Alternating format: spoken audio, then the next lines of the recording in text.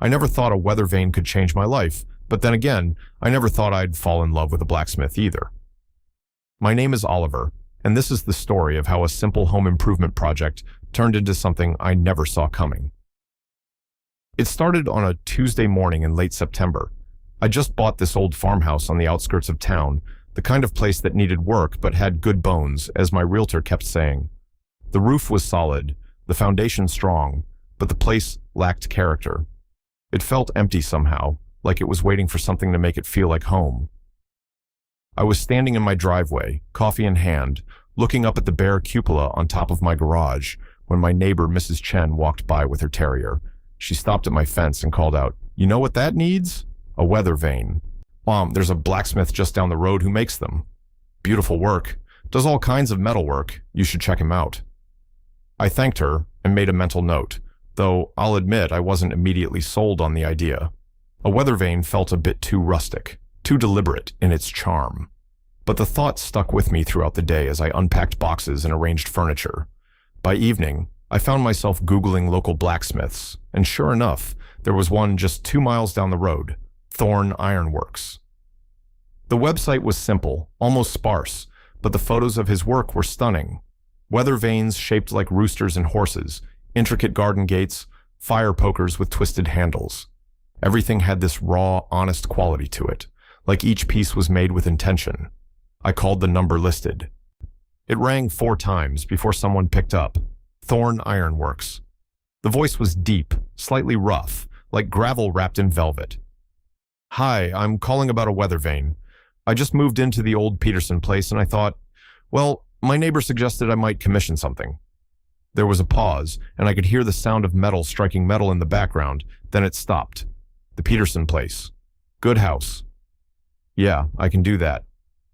"You want to come by tomorrow? We can talk about what you're looking for." We set a time for 2 in the afternoon, and I hung up feeling oddly nervous, though I couldn't explain why. It was just a business transaction after all, just a weather vane. The next day, I drove down the road to his shop.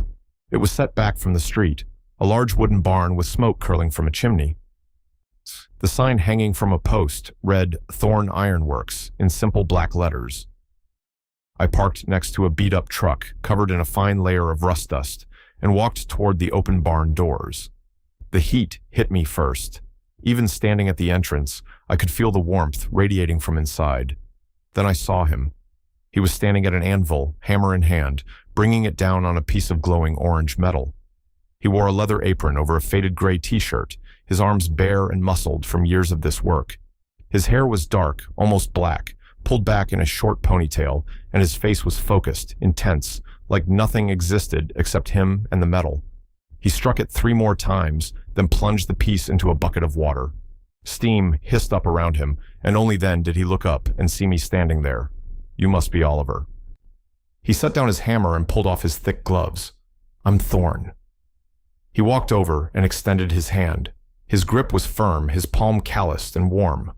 Up close, I could see the small scars on his forearms, the smudge of soot on his jaw, the way his gray eyes seemed to take in everything about me in a single glance.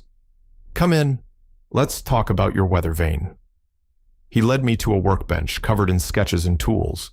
He cleared a space and pulled out a stool for me, then leaned against the bench, arms crossed. "So, what are you thinking? Traditional rooster? Horse? Something else?" I honestly hadn't thought that far ahead. "I don't know. What do you think would suit the place?" He smiled then, just a slight curve of his lips. "That's a dangerous question. I could talk about this stuff for hours." "Try me," I said, most surprising myself with how much I meant it. And he did. He talked about how weather vanes were originally functional, how farmers needed to know wind direction for planting and harvesting, but how they also became a form of expression, a way to mark a home as yours. He talked about the symbolism of different animals, the balance and weight distribution needed to make them turn freely, the way copper develops a patina over time. I found myself leaning in, watching his hands as he gestured, noticing the passion in his voice. He wasn't just a craftsman. He was an artist who happened to work in metal. "What about a compass rose?" he said suddenly. "Simple, elegant, functional. And it suits you. How do you know what suits me?" We just met. He met my eyes directly. Call it intuition. Something shifted in that moment. Something I couldn't quite name. It felt like standing at the edge of something vast and uncertain. Okay, I said. A compass rose. How long will it take? A couple weeks. I'll call you when it's ready. I nodded and stood to leave, but as I reached the barn doors, I turned back. He was watching me, and for a second, neither of us looked away. Those 2 weeks were strange. I threw myself into fixing up the house, painting walls, refinishing floors, but my mind kept drifting back to that barn, to Thorne standing there in the heat and smoke, creating something out of raw metal and fire. I found excuses to drive past his shop, telling myself I was just exploring the area, learning the roads. But I knew the truth. I was hoping to catch another glimpse of him. On the Thursday of the second week, my phone rang. Unknown number. It's Thorne. Your weather vane is ready. My heart jumped in a way that had nothing to do with home improvement. I'll be there in 20 minutes.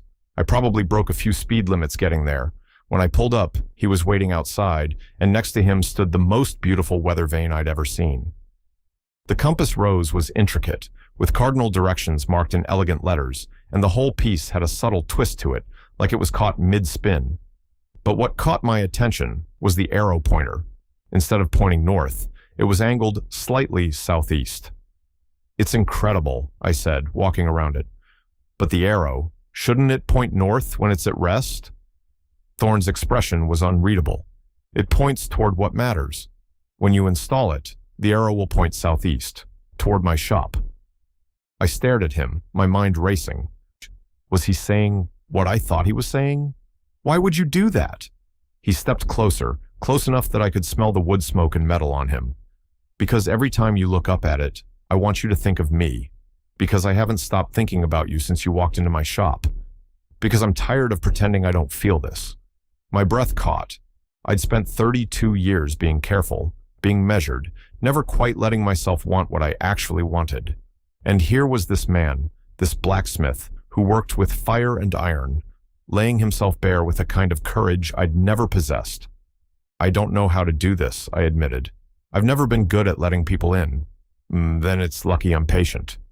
He reached out and brushed his thumb along my jaw. Like a touch so gentle it contradicted everything about his rough hands and powerful build. We can go slow. We can go at whatever pace you need.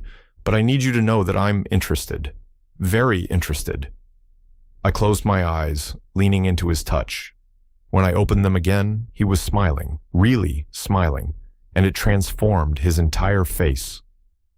Help me load this into your truck, he said, and then maybe you'd like to stay for dinner? I make a decent pasta, and I'd like to hear more about what brought you to this town, to that house. I'd like that.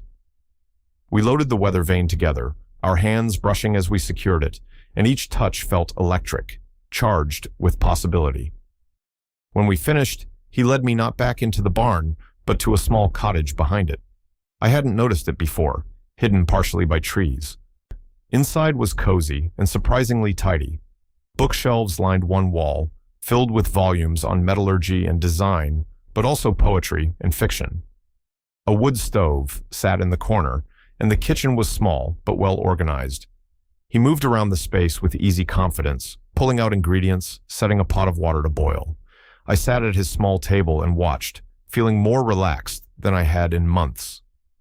So why here? He asked as he chopped garlic. Why this town, this house? I needed a fresh start. I'd been living in the city, working in finance, doing everything I was supposed to do. But I wasn't happy. I wasn't even sure I knew what happy felt like anymore. My therapist suggested a change of scenery might help. And has it?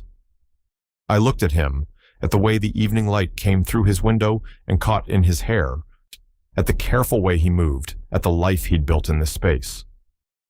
Yeah, I think it has. We talked through dinner, the conversation flowing easily. He told me about learning blacksmithing from his grandfather, about leaving a corporate job himself 5 years ago to pursue this full-time, about the satisfaction of creating something tangible with his hands. I told him about my own journey, about slowly realizing that the life I'd built was someone else's idea of success, not my own. After dinner, we sat on his porch as the sun set, drinking coffee and watching the sky turn purple and orange. "Can I ask you something?" I said. "Why the weather vane? Why not just ask me out like a normal person?" He laughed, a deep, genuine sound. "Would you have said yes if I'd just asked?"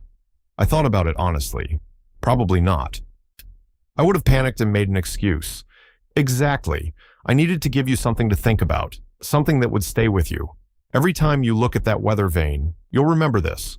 Us, the possibility of what we could be. That's pretty presumptuous. Is it? He turned to look at me, his gray eyes serious. "Tell me you haven't thought about me these past 2 weeks. Tell me you didn't drive past my shop more than once."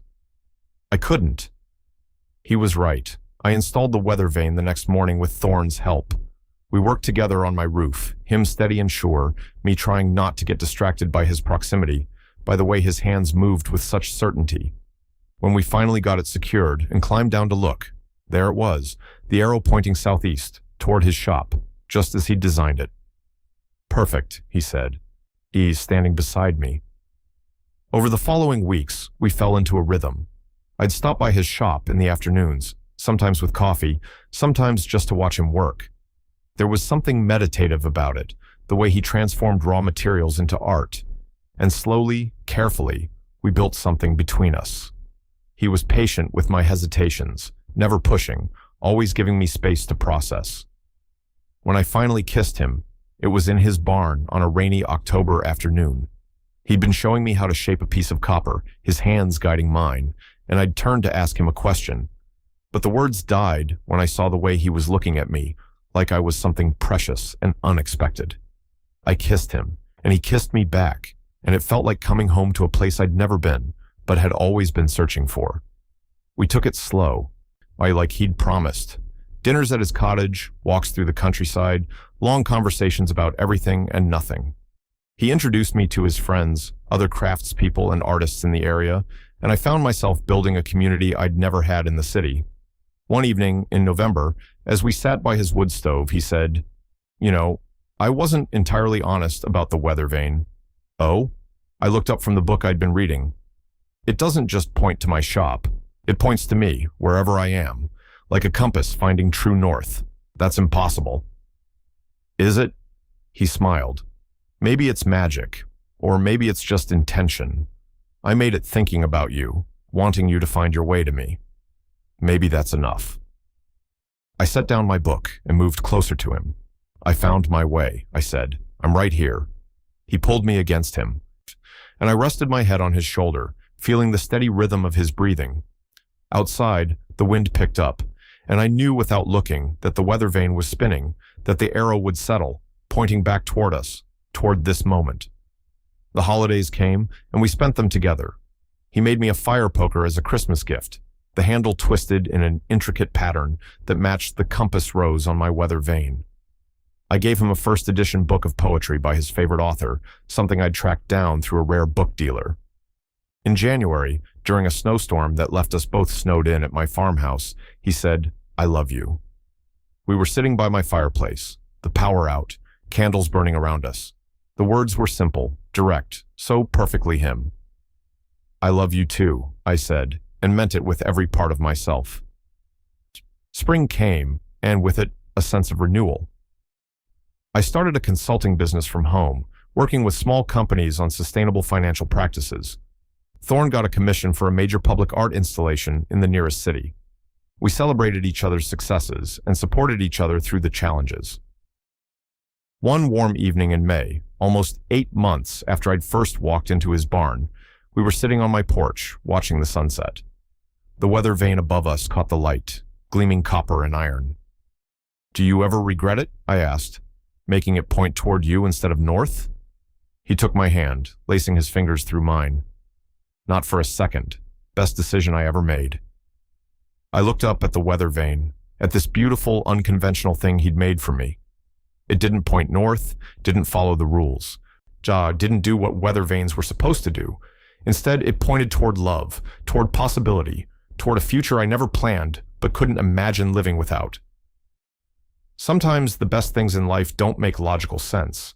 Sometimes you need someone brave enough to forge their own path, to create something that points you toward what really matters. Thorn gave me that. He gave me a weather vane that points toward home, toward him, toward us. And every day, when I look up and see that arrow pointing southeast, I'm reminded that the bravest thing I ever did was follow where it led.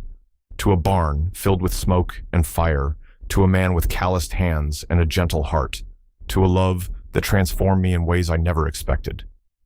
Mrs. Chen was right that first day. I did need a weather vane. I just didn't know I needed the man who made it even more.